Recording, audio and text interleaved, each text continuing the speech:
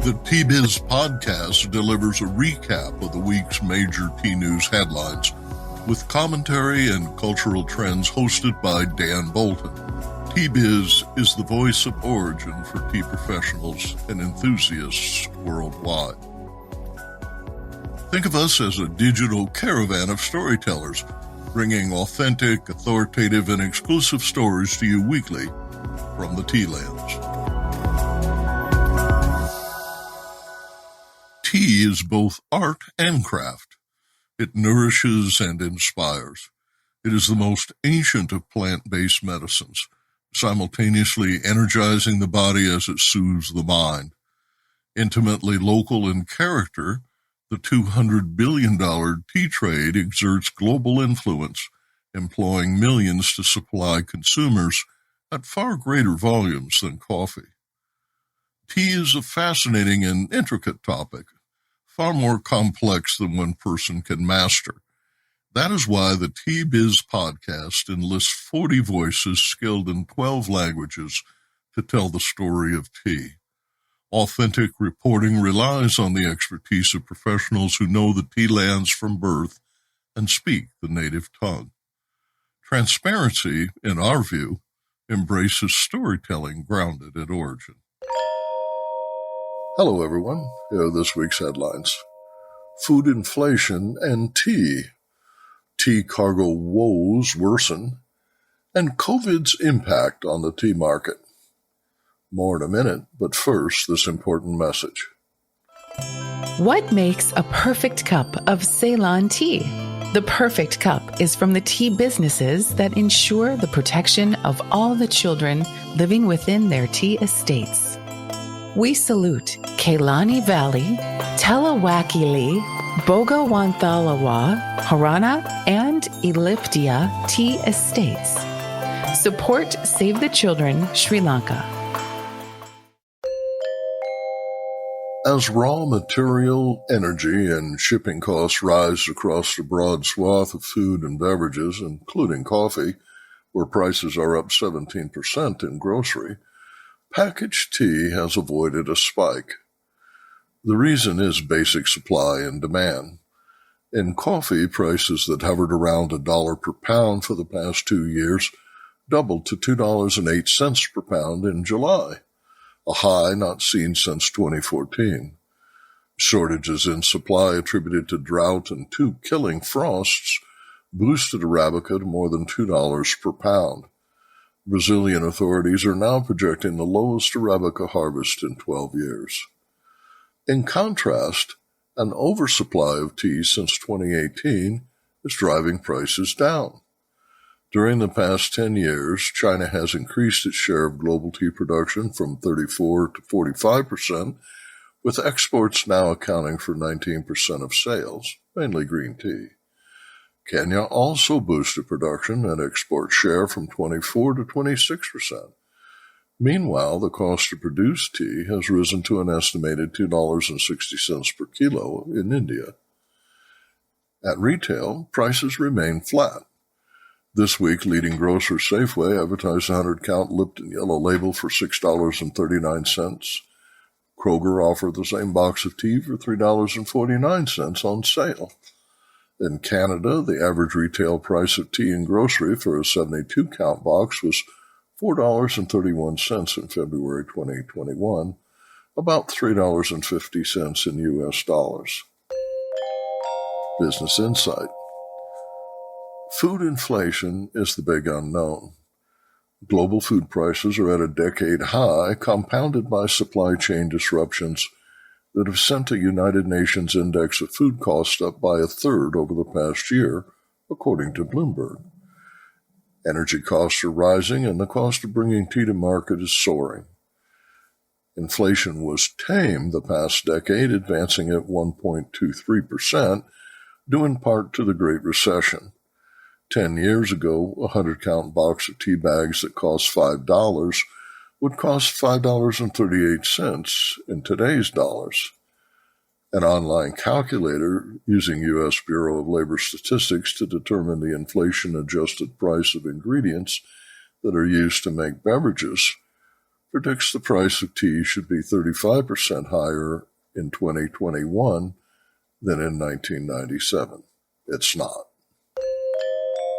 The cost of transporting a 40-foot container of tea from India to Europe is now equal to the value of tea it holds.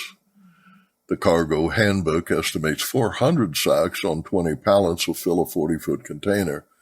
The weight of tea varies greatly, but at 55 to 60 kilos per sack, a shipment will weigh 22 to 24,000 kilos. The price of a container traveling from Calcutta to Rotterdam was 6,903 British pounds this week, about 9,500 US dollars. Add the cost of material, labor to load, and ground transport to the port, and then to destination, and costs can top 20,000. Shipping charges from East Asia to North America averaged $20,586 on September 10, and averaged $16,004 on October 8th, according to Fritos. Spot rates are $9,000 to $10,000 per container on routes from Asia to the U.S. East Coast, and a 20-foot container traveling from India to Argentina was recently quoted at $6,900. Shipping costs in Sri Lanka have tripled, and the Shanghai Containerized Freight Index is up 464%, to an average $4,614 cost per container. U.S. ports in Los Angeles and Long Beach are now operating 24 hours a day, 7 days a week, to reduce congestion. Yet 86 ships were idled this week awaiting a berth, down from 97 in late September. The two ports account for a third of U.S. container imports, moving 950,000 containers in August. Yet U.S. imports by volume increased by 5% in September compared to 2020. In ports around the world, containers are piling up as China experiences an acute shortage. The Port of Savannah, Georgia, reported 4,500 containers remain on the dock after 3 weeks, despite 15,000 trucks coming and going daily, according to the New York Times. In China, in late September, there were 242 ships awaiting to unload. Systemic power outages and labor concerns reduced port capacity at Ningbo and Yantian, and tea ship from Vietnam was disrupted by COVID lockdowns. This crisis is anticipated to continue through 2022. Business Insight. Danish logistics data researcher Sea Intelligence reports that almost 13% of the world's cargo shipping capacity is tied up by delays. Schedule reliability in August was at a record low of 33.6%, meaning that 2/3 of shipped goods are arriving late, according to the company. The initial pandemic-driven surge in tea sales has passed, and the North American market has returned to a period of steady growth. The tea market will grow at a projected 3.1% through 2026, according to a report released this week by Research and Markets. Consumer research in the North American Tea Market 2021 report documents the impact of the pandemic and highlights these three trends. First, healthy hydration is propelling market growth at the expense of fruit juice and carbonated drinks. The herbal tea segment is expected to experience, quote, significant growth, end quote, over the coming years as COVID-19 paved the way for products that are good for health, natural, and act as an immunity booster. Organic certification was identified as a desirable product attribute. Second, the increase in settlement of expatriated populations in the U.S. and especially in Canada is driving the North American market, according to researchers. And third, the organoleptic versatility associated with tea makes it open to manufacturers to innovate alongside the healthy trends that have been resonating prominently in the North American market, reads the report. The U.S. is the third largest tea importer globally, with consumption increasing across infused beverage categories Camellia sinensis plus botanicals, according to the report. The major growth opportunities hinge on innovation in flavors and convenience, quote, and the popularity of high-end specialty tea, end quote, writes Research and Markets. Aravinda and Antheraman is away this week. This is Dan Bolton with India Tea Price Watch. The sales volumes were lower in week 40 at the Siliguri auction, with buyers forgoing bids due to increased lot size. The quantity of tea purchased by small and minor volume buyers decreased from 2,415 metric tons in sale 39 to 1,602 metric tons, a 34% drop in tea purchased. The quantity of tea purchased by large and medium volume buyers increased from 1,358 metric tons in sale 39 to 1,460 metric tons in sale 40, a 7% increase in purchases. Small and minor volume buyers paid an average 165 rupees per kilo, about $2.20 per kilo in U.S. dollars. And now, a word from our sponsor. Q-Trade understands that a successful tea blend goes beyond the creative fusion of appearance, aroma, and flavor. Our multi-award-winning product development team is passionate about converting natural ingredients into sensory experiences that customers crave. Every recipe is formulated with a commercial backbone of dependable quality sourcing with a pricing structure that supports a safe, regulated, profitable, and scalable blend. Q-Trade meets every brand's retail, food service, and e-commerce need. For more information, visit our website, qtradeteas.com. This week, Tea Biz visits London, where Kyle Whittington reviews Puer Tea, Ancient Caravans and Urban Chic, a meticulously researched cultural biography that reveals the intricacies of Puer. And then to Yunnan, China, where ancient tea forests mark the origin of Puer, a tea experiencing a popular resurgence due to the pandemic.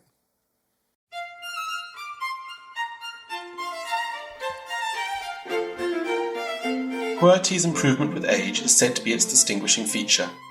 From this, several key values were drawn out by traders, connoisseurs, consumers, researchers, mass media, and the government. And that's a quote from Puer Tea, Ancient Caravans and Urban Chic by Jinghong Zhang. Hello, I'm Kyle Whittington, founder of TeaBookClub. Sitting on the academic end of the tea bookshelf, this is a fascinating and thoroughly well-researched foray into the complex and multifaceted world of Puer Tea, an anthropological study which explores the cultural biography of Puer Tea. The ethnographic and anthropological research that has gone into this book is exceptional and really opens up the intricacies of Puer. And yet, despite being such an academic text, it is entirely readable and utterly fascinating. The first third sets up the rest of the book, introducing and outlining the research, including terms and definitions used throughout. With such a complex subject matter, this is invaluable and helps to deal with complexities around such things as fermentation and geographic locations. In this, we get to grips with Puer, the tea, the people involved, and begin to grapple with the issues surrounding authenticity. Indeed, the issues surrounding authenticity are central to the book as a whole and open up numerous questions and considerations we should probably all be aware of when it comes to exploring and particularly to purchasing Puer Tea. Building on this grounding, the book jumps up and becomes massively absorbing in the latter two-thirds, exploring the changing historical and current cultural context of Puer, the importance of location and differences and difficulties surrounding production and of course aging is both revealing and fascinating. Accessing multiple areas and sources within the realm of Puer, we get real insight and understanding without the veneer of the sales pitch that pervades much of the public Puer world. As a native of Kunming and with the rigor and perspective of an academic, Jinghong Zhang really gets at the heart of the matter and presents us clear and thorough insights. The famed boom and bust of the Puer market is revealed in startling detail, how and why it happened, and importantly, how its effect was felt and dealt with in different circles. The impact and conversations that arose as part of and as a result of this around authenticity and what is valued in a Puer are explored from producers to connoisseurs and consumers. the importance and meaning of place and how this is varyingly defined in Pu'er circles, and indeed how place affects tastes and experiences revealed and explored. I could go on. There's so much content in this book, but suffice to say, a thoroughly excellent read. Whether aficionado or with an inkling of an interest in Pu'er, this book is an excellent and essential development of that interest. We thoroughly recommend it. TeaBookClub is an international group of tea lovers and readers who meet up virtually each month to discuss the books we read. My book reviews are a combination of my own thoughts and those of TeaBookClub members. I'd like to share a few thoughts from TeaBookClub members. I've recommended this book to a couple of people since I started reading it, because I think it is possibly the best read on tea I've had this year. I really enjoyed the view from inside, from someone who got to get close, especially the films. They're very complimentary. Her insight into the market crash, the hows and the whys, was really helpful. Strong research.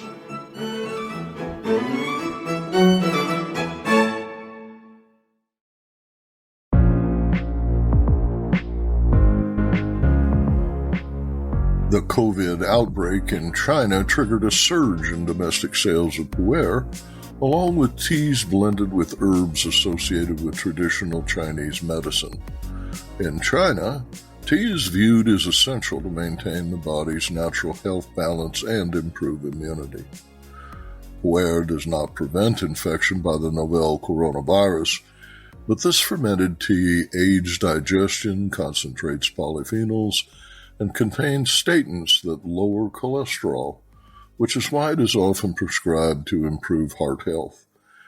Pu'er also contains a very diverse makeup of bacteria to support gut health, according to medical research cited in the magazine Well+Good. China primarily grows green tea, accounting for 64% of total production, but dark tea, a category that includes Pu'er, accounts for 13.5% of total production, far more than black tea at 11%, oolong at 10%, or white tea at 1.3%. Current export figures are not available, but Yunnan province, where Pu'er originated, annually exports $30 million worth of tea, the costliest of which is Pu'er. Its popularity locally limits Pu'er to only a small slice of the $60 billion global tea market, with most of the 7,000 metric tons produced annually consumed in China. Primary export destinations include Hong Kong, Taiwan, and Japan. The pandemic has boosted sales in Europe, where aged Pu'er sells for as much as €2,000 per kilo, about $2,300. A My Voice survey in February 2020 found that Japanese consumers rank Pu'er among their top choices for tea.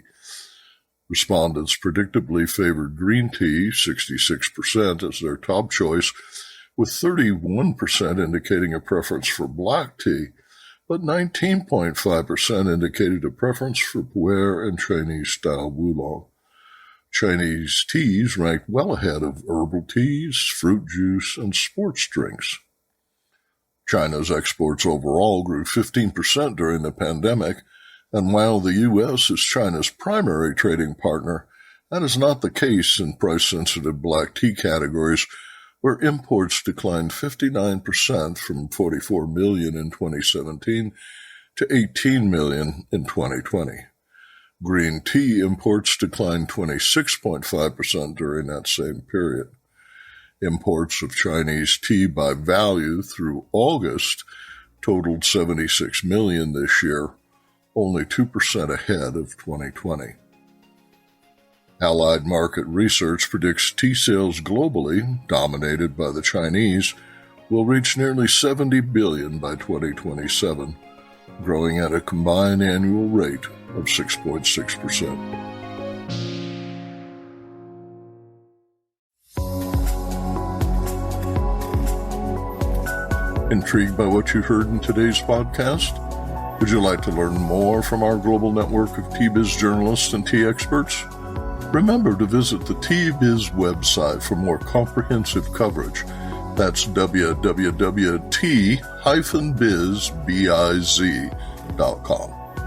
Thanks for listening. Farewell till next week.